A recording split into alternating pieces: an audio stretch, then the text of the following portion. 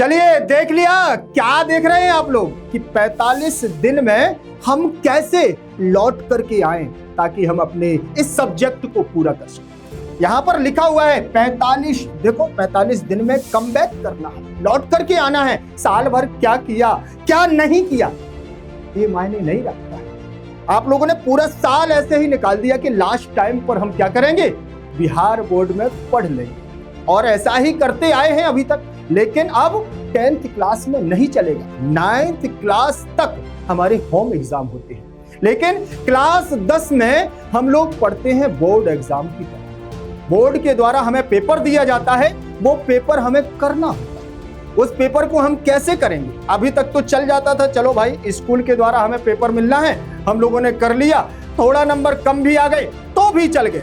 लेकिन अब बोर्ड में नहीं चलेगा, नंबर कम हुआ और समझ लेना कि 1 साल पीछे चले जाए। 1 साल पीछे मतलब अपने सारे दोस्तों से, सारे मित्रों से सबको पीछा छोड़ते जाओ। और घर से जो गालियां मिलेंगी, घर से जो आप लोगों को डांट मिलेगी, जो घर से आपको फटकार मिलेगी, वो अलग। और जब 1 साल बाद अपने मित्रों से बाद में मिलोगे तो वो कहेंगे बताओ ये हो रहा है। इसीलिए अब मौका बिल्कुल भी नहीं छोड़ना है। क्यों?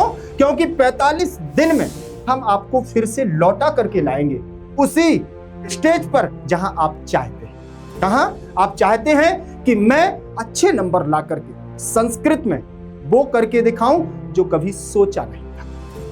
वो कैसे करेंगे? उसके लिए सबसे पहले तो हमें यह देखना होगा कि हमारी बुक कौन सी है। अभी तो हमारे भाई लोगों को यह भी पता ना होगा कि हमारी बुक कैसी है। देख ली होगी, चलो लास्ट में पढ़ लेंगे। तो चलो देखते हैं हमारी बुक कौन सी है। देखिए ये हमारी कौन सी बुक है, देखे हो कि नहीं देखे हो? कमेंट में थोड़ा मुझे बता भी देना कि आप लोगों ने साल भर में ये बुक को देखा है कि नहीं देखा। आपकी ये बुक है पीयूषम भाग 2, द्वितीय भाग है, और इसमें जितने भी आपके चैप्टर होने वाले हैं वो आपके देखो ये लिखे हुए हैं, सब एकदम मस्त चैप्टर है। और इनको कमजोर मत समझना। साल भर जो आपने पढ़ा नहीं है ना, वो आपको क्या करेगा, आगे परिणाम देगा। इसीलिए हमको ये 45 दिन कैसे अपने उपयोग में लाना है, 45 दिन में हम कैसे इनको पूरा पढ़ लें, तो चिंता नहीं करना है। नेक्स्ट टॉपर से मैं पंकज तिवारी अब आपके समक्ष आ गए हैं। मैं गारंटी लेता हूं कि आप जो चाहते हैं वो आपको मिलेगा, आपने जो सोचा नहीं था वो भी आपको मिलेगा। आप चाहते हैं ना कि मैं पास हो जाऊं, पास नहीं करना है बबुआ, पास नहीं करना है, इस बात का तो ध्यान रख ही लेना है। वो नंबर लाना है आपको, जितना डर था संस्कृत में उतना ही अब सरल बनाना है संस्कृत को। 45 दिन मैं आपको बताने वाला हूं कि कैसे पढ़ना है। ध्यान से देखिएगा। सबसे पहले पहला पार्ट दिया है मंगलम, मंगलम का चैप्टर। वैसे भी देखो शास्त्र के बड़े बड़े यहां ग्रंथों के यहां चैप्टर रख दिए हैं, तो थोड़ा कठिन तो है, तो इसीलिए तो पढ़ते नहीं थे। क्यों? क्योंकि कठिन लग रहे थे। लेकिन मैं बनाऊंगा इनको अब क्या, बिल्कुल सरल, बिल्कुल इतना सरल बनाऊंगा कि आप भी सोचोगे कि यार पहले से अगर मैं कुछ थोड़ा सा पढ़ लेता तो और बल्ले बल्ले हो जाती। अरे अभी बल्ले बल्ले होगी क्या? देखिए दूसरा पार्ट पाटलिपुत्र वैभव, और भैया पटना शहर है अपना, और पटना शहर के बारे में क्या नहीं जानते हो? गली गली घूम घूम करके पूरा पटना घूम डाले हो, वही है ये पाटलिपुत्र का वैभव। आज क्या क्या है उस पर भी चर्चा करेंगे। तीसरा पार्ट है अलस कथा, इसमें पुरुष परीक्षा कथा के बारे में हम लोग जानेंगे। 5वां चैप्टर हमारा रहेगा भारत की महिमा। क्या भारत है हमारा, भारत की महिमा के बारे में जानेंगे। पूरा का पूरा 45 दिन याद रखना। अभी तो मैं चैप्टर का नाम बतला रहा हूं। और हमारा देखिए 6वां पार्ट जो है भारतीय संस्कार, जो सबसे ज्यादा महत्वपूर्ण है।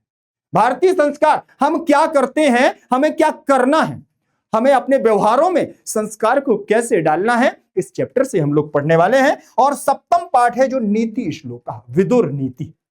विदुर नीति के यहाँ बहुत सारे सुंदर से श्लोक दिए गए हैं, तो श्लोकों को तो हम क्या नाच गा करके पढ़ लेंगे, ठीक है ना? बिल्कुल टेंशन नहीं लेना है। क्यों? क्योंकि इनको तो हम 45 दिन में ऐसे घुमाएंगे बबुआ कि तुम भी याद रखोगे, तुम भी ये सोचोगे कि साल भर अगर हम पढ़ लेंगे तो फिर क्या करेंगे।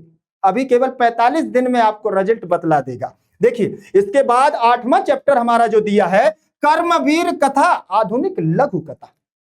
छोटी छोटी कथाएं, इन पर भी हम कर्मवीर कैसे होते हैं 9वां चैप्टर रहेगा। स्वामी दयानंद का निबंध, ठीक। और 10वां चैप्टर मंदाकिनी का वर्णन।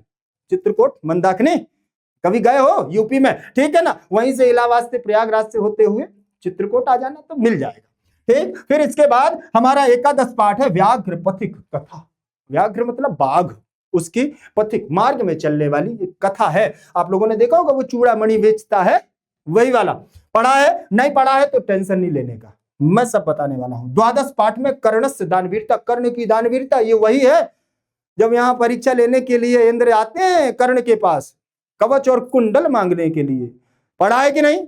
हाँ, पढ़ा हो तो थोड़ा सा मुझे आप कमेंट के माध्यम से भी बता देना कि हमने ये चैप्टर नहीं पढ़ा है। देखिए बहुत सारी चीजें हैं जो मैंने, भाई आप लोग पढ़ते हैं तो आपको पता होगा, हम लोग तो केवल पढ़ाते हैं और हम वही पढ़ाते हैं जो परीक्षा के लिए जरूरी है और वही हम आपको पढ़ाएंगे। लेकिन आपकी छोटी छोटी जो कमियां होंगी, जो आपकी छोटी छोटी सी जरूरतें होंगी, वो आप हमें कमेंट के माध्यम से बताएंगे तो और मजा आएगा, उसको हम पूरा कर पाएंगे। 13 नंबर का त्रयोदश पाठ विश्व शांति का निबंध, 13 नंबर के पाठ को पढ़ेंगे। और चतुर्दश पाठ जो रहेगा वो हमारा शास्त्र के ऊपर। अब हम जो मैंने आपको केवल यहां पर आपके 14 चैप्टर चतुर्दश पाठों को बतलाया, लेकिन इन चतुर्दश पाठों को हम करेंगे कैसे। सबसे पहले तो मैं आपको बता दूं कि आपके लिए 45 दिन टोटल दिए गए हैं।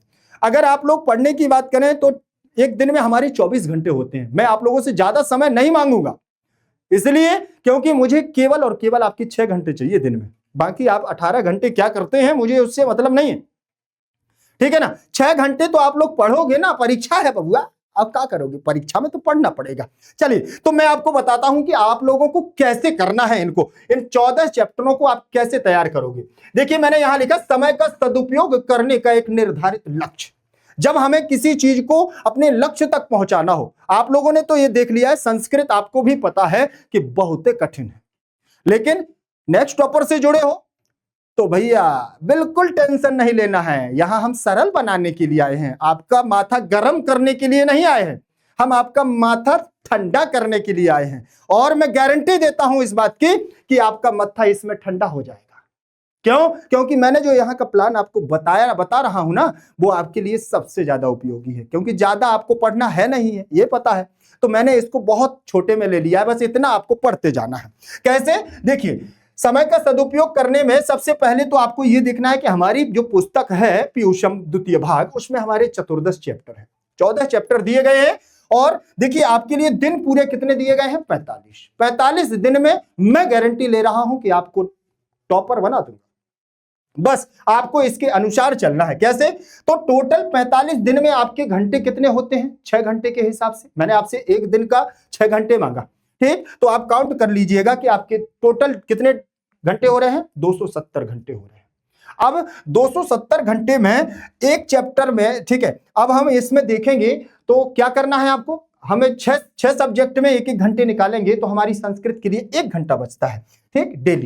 डेली 1 घंटे बचता है। तो हमने यहां पर 45 दिन में आपके संस्कृत के लिए कितना निकल आया है, 3 घंटे, ठीक। आप संस्कृत के लिए 3 घंटे, क्यों? क्योंकि ये आपकी जो चैप्टर दिए गए हैं ना, ये चैप्टर 14 चैप्टर है, 14 चैप्टरों को आप इसमें निकालो, ठीक है। एक चैप्टर के लिए 3 घंटे का समय निकलेगा, बहुत है, पर्याप्त है। 1 घंटे, देखिए एक चैप्टर के लिए 3 घंटा, तो 14 चैप्टर के लिए 42 घंटे आ गए ना। अब 42, 270 में से केवल 42 घंटे हमें चाहिए, 3 घंटे हमारे पास अभी और एक्स्ट्रा है, ध्यान रख लेना, 45 दिन की बात कर रहा हूं, ठीक है ना। तो यहां तो केवल 42 घंटे, 14 चैप्टर और हमें 42 घंटे चाहिए। आप प्रत्येक चैप्टर के लिए 3 घंटे का समय देंगे प्रतिदिन नहीं दे सकते हैं तो 1-1 घंटे का करके 3 दिन में आप दे देना, 1-1 घंटे का डेली दे दो, ठीक है। 3 दिन में 1 घंटा एक चैप्टर के लिए। अब 3 घंटे में, अगर 3 दिन में 3 घंटे में एक चैप्टर को हम तैयार नहीं कर पा रहे हैं तो भाई साहब फिर किसकी कमी है, ये आपकी कमी है। उस आपकी कमी को पूरा करने के लिए मैं आया हूं, केवल आपको जुड़ना है, आपको पढ़ना है। जैसा मैं आपको बताता जाऊं वैसे ही आपको बस पढ़ते जाना है। इस बात का हमेशा आपको याद रखना है। सबसे पहले तो मैं आपको यह बता दूं कि जो आप लोगों का पेपर आता है वो आपका 100 नंबर का पेपर आता है कि नहीं, इस बात को एग्री आप लोग करते हैं? 100 नंबर में आप लोगों को 50 नंबर तो आपके वैकल्पिक देके जाएंगे। अगर आप ठीक ठाक से पढ़ लोगे ना, बस 45 दिन जुड़ करके, तो पास ना होने वाले तो पास वैसे हो जाएंगे, क्योंकि 50 नंबर तो आपका वैकल्पिक देके जाएगा जो OMR सीट में आपको भरना है। ठीक है ना? वो तो हम आपको खेलते खेलते ऐसे ऐसे सिखा देंगे। ठीक, फिर इसके बाद आपको पत्र लेखन मिलेगा। ठीक, अनुच्छेद लेखन मिलेगा, जो उसका पार्टीशन रहता है 8 नंबर का और 13 नंबर का। ठीक, अनुच्छेद लेखन और पत्र लेखन। आपके लॉन्ग शॉर्ट आंसर 16 नंबर में और उधर लॉन्ग आंसर 16 नंबर में। पूरा पेपर फिनिश। लिखने का कार्यक्रम इतना सा, बिल्कुल थोड़ा सा। तो बढ़िया से आप लोग मस्ती के साथ पढ़िएगा। और कोई भी अगर आपको समस्या जाए तो आपको कमेंट के माध्यम से मुझे यह भी बताना है कि मेरी मेरी मेरी मेरी ये परेशानी है। समझे? ठीक है? अरे ठीक है। नहीं जानते?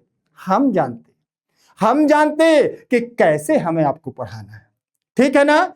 45 दिन में हम इस संस्कृत को ऐसे उड़ाएंगे। इस बात का ध्यान रख लेना है। यह आपको निर्धारित समय याद रखना है। बस प्रत्येक चैप्टर के लिए 3 घंटे का समय, मात्र 3 घंटे का, और 42 घंटे में पूरी पीयूषम उड़ा देंगे। ठीक है? थैंक यू, बहुत बहुत धन्यवाद। बहुत जल्दी 1 तारीख से ध्यान रखिएगा। Bye bye.